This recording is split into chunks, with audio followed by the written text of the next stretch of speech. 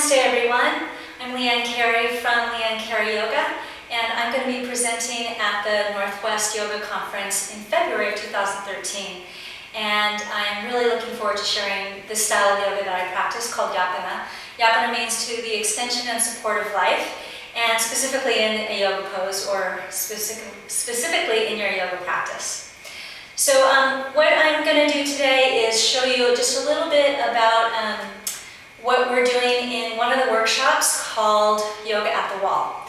And I've decided to choose one pose, Ardha Chandrasana, and we'll look at the reasons why one variation might be better for a student than another variation. So this is Jules, and she's going to go ahead and start with the first variation. We're using a block and, of course, the wall. And we're showing how the wall is actually a really wonderful prop to be able to use in order to find leverage and also to create stability.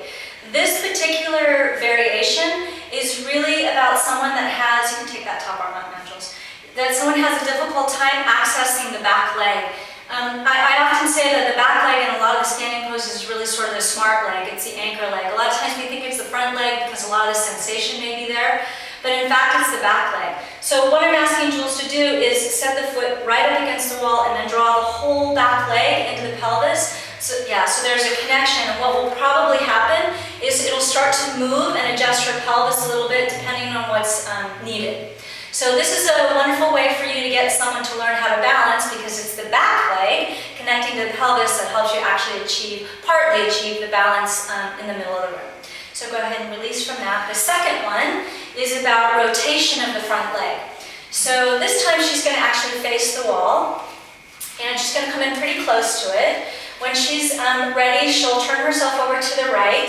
We're going to put the block down on the floor. I'm going to have you walk in a little closer to the wall, Jules, just a smidge. There you go.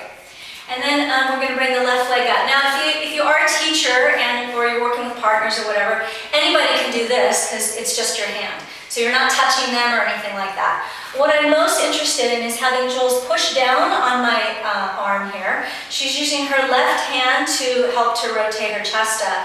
But what this is doing is helping her to achieve a neutral pelvis. This is really good for people who have a difficult time getting the external rotation toward neutral value on the front leg, and also getting the tailbone to release, not by tucking, because the tucking just flattens the lumbar. And you may or may not be able to see it, but Jules actually has a flat lumbar here anyway.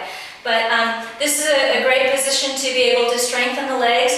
That although we're working the front leg here, really what she's feeling it here, yeah, Jules? Mm-hmm. So the outer right hip now is pulling in toward her. This is creating the rotational value on the right leg, but it's also, again, creating that neutral pelvis. So it just depends on who your student is and why you would choose either one of these. It's not easy, but it's fun.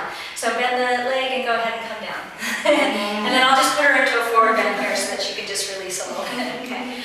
So I look forward to seeing you at the conference.